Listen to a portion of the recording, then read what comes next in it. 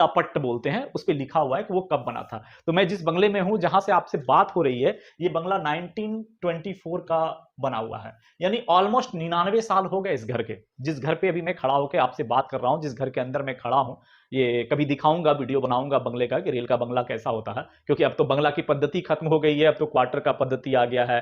अब तो छोटे छोटे टाइप 1 टाइप 2 बॉक्स टाइप के क्वार्टर बन रहे हैं। और अंग्रेजों के समय जो बंगला बनता था, ये और एक तरह से इसको साहब बंगलो बोला जाता है। यहाँ पे आज भी किसी को अगर एड्रेस पूछा जाए मेरा, तो बोलेगा सीएमजा साहब बंगलो में रहता है। तो ये एरिया ही साहब बंगलो कहलाता है। तो बंगलो बनाई जाती थी बहुत बड़ी बड़ी, ठीक है, मजबूत बनाई जाती थी। तो अंग्रेज आए थे यहाँ अयासी के लिए, उन्हें ऐश करना ही था।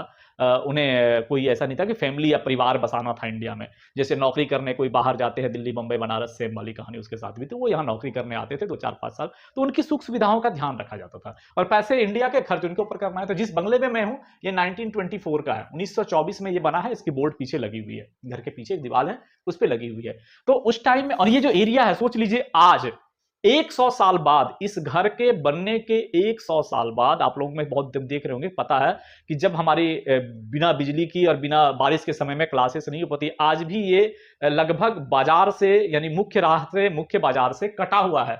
हमें कुछ अच्छी मार्केटिंग करने जानी है तो यहां से 40 किलोमीटर दूर जाना पड़ता है लगभग, तब हम मार्केट कर पाते हैं, बच्चों को अच्छे दुकान या मॉल या कहीं घुमा पाते हैं। ऐसी जगह पे है। तो सोच लीजिए 100 साल पहले ये जगह और क्या होगा। बिल्कुल टापू, 3 तरफ से नदियों से घिरा हुआ, इधर दामोदर, इधर गवई, इधर परगा, 3 तरफ से गांवों से घिरा हुआ, नदियों से घिरा हुआ छोटे गांव। और यहां पे एक बड़ा सा यार्ड डेवलप किया है अंग्रेजों ने, और ये अंग्रेजों की बनाई हुई यार्ड है, बहुत बड़ा सा यार्ड है। अभी मेरे समय में भी ये 20 लाइन की यार्ड है, पहले से ही बोला जाता है कि इतनी बड़ी यार्ड है। और कहा जाता है कि उस समय तो और चहल पहल था, स्टीम इंजन का बहुत सारे कारखाने वहां यहां हुआ करते थे। इसका रीजन है, जिस एरिया में मैं हूं, ये पूरा एरिया झारखंड बंगाल का मिक्स एरिया है। झारखंड और बंगाल का मिक्स एरिया है। और ये कोल माइंस के लिए वर्ल्ड फेमस है, जिसको आप बोलते हैं BCCL, Bharat coking coal limited, CCL, central coalfield limited. इन दोनों की जो मेन एरिया है, ये यही है। लाखों टन, 2 लाख टन कोयला आज निकलते हैं यहां से। तो अंग्रेजों को जो कोयला चाहिए था, वो रॉ मटेरियल का यहां भरमार था, भरा पड़ा था।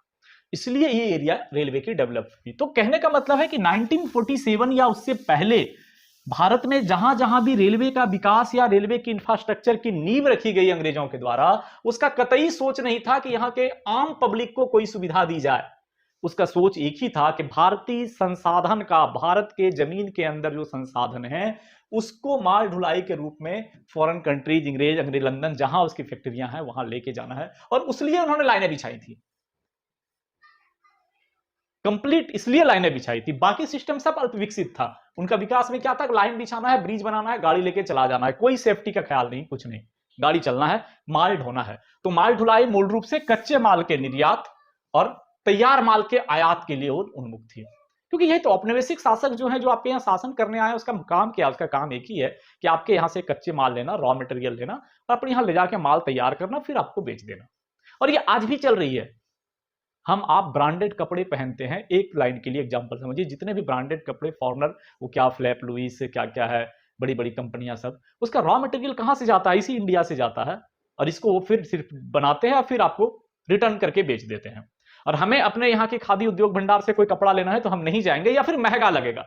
अगर मुझे एक अच्छा सा कुर्ता लेना है रेशम का, 4000 रुपीज पर मीटर, अगर खादी ग्राम वाले ने बोल दिया, जो हमारे यहाँ का रॉ मटेरियल हमारे यहाँ के द्वारा बनाया गया, हमारे कामगारों को पैसा मिलेगा, या जो मीडिएटर है उनको, हमारे यहाँ के लोगों को मिलेगा, तो मुझे ये महंगा लगता है। और 6000 रुपये मीटर का क्रेयॉन मिक्स पॉलिस्टर कपड़े, अगर उसमें ब्रांड दिया हुआ है फिलिप लुइस का या किसका किसका और आता है, तो हमें सस्ता लगता है। तो ये हमारी मानसिकता अंग्रेजों ने हमारे अंदर डाली थी, जो आज 76-77 साल बाद भी हमारे अंदर बसा पड़ा है कि हमारी मटेरियल खराब है, क्वालिटी गिरी हुई है, या हम थोड़े से हीन भावना ग्रसित महसूस होते हैं, और उनकी मटेरियल अच्छी है, जो ब्रांडेड है, यानी इसकी इंपोर्टेड है, इंपोर्टेड मटेरियल जो है वो अच्छी है, ऐसा है नहीं। तो ये अंग्रेजों की बिजनेस पॉलिसी थी। दूसरी तरीके, आजादी के बाद जो भारतीय रेलवे की स्थिति रही, उसमें सबसे पहला क्या था कि जब आजाद हुआ भारत देश 1947 में, उस समय जो समाजवादी युग आया, भारत सरकार जब आजाद हुई 1947 में, तो आजादी के बाद जो हमारी सरकार आई, समाजवादी की एक प्रकार की सरकार थी, कांग्रेस की सरकार थी, या जिनकी भी सत्ता रही, तो लगभग आजादी के समय में बहुत सारे कारण होंगे, मैं कारण में नहीं जाऊंगा, क्योंकि उसमें अर्थव्यवस्था का भी बहुत बड़ा योगदान होता है। और ऐसा नहीं कहूंगा कि अर्थव्यवस्था बहुत कमजोर थी, परंतु भारतीय रेल के इंफ्रास्ट्रक्चर विकास पे बहुत अधिक ध्यान नहीं दिया गया था। जो अंग्रेजों के द्वारा बनी बनाई प्रणाली परिपाटी थी, लगभग उन्हीं में थोड़े बहुत विकास के साथ भारतीय रेलवे चलती आई और उनका दोहन शोषण या यूटिलाइजेशन चलता आया। हमें तो लगता है कि हम लोग 10-12 साल से रेल में हैं, और पिछले 4-5 साल से जो पुरानी 60 साल पहले की पद्धति थी, मैकेनिकल, इलेक्ट्रोमैकेनिकल या 19 आर रैक, जो वुडन स्लीपर, पिछले 7-8 साल पहले हमने समाप्त किया है अपने अपने यार्ड से। हम अभी तक लकड़ी के स्लीपर पे ट्रेन चला रहे थे और राजधानी ट्रेन चला रहे थे। तो ये सब चीजें क्या हुई कि जो स्टार्टिंग हुई आजादी के बाद 1947 के बाद, तो भारतीय रेल के इंफ्रास्ट्रक्चर में जो अंग्रेजों ने दे के गया हमको, आपको, हम सिर्फ उसका यूज करते रहे। जो हाँ, आयात निर्यात घटा, बहुत नहीं घटा, परंपराएं एक बार में समाप्त नहीं हुई, धीरे धीरे कम हुआ, लेकिन उत्थान भी नहीं हो पाया। इस चक्कर में क्या हुआ, इस चक्कर में हम वर्ल्ड रेलवे से बहुत पीछे रह गए। जो यूरोपियन रेलवे था, जर्मन रेलवे था, ब्रिटिश रेलवे थी, उनसे हम बहुत पीछे रह गए। और कमोबेश भारतीय रेलवे जो रैम्स की कसौटी है, रिलायबिलिटी, अवेलेबिलिटी, मेंटेनेबिलिटी और सेफ्टी, जिसमें सेफ्टी इंटीग्रिटी लेवल की बात होती है, उसमें हम बहुत पीछे थे, बहुत पिछड़े हुए थे।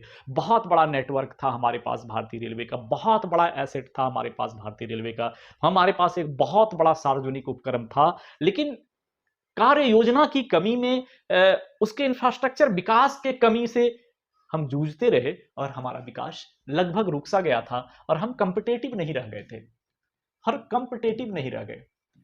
1947 के समय रोड व्हीकल नहीं थी।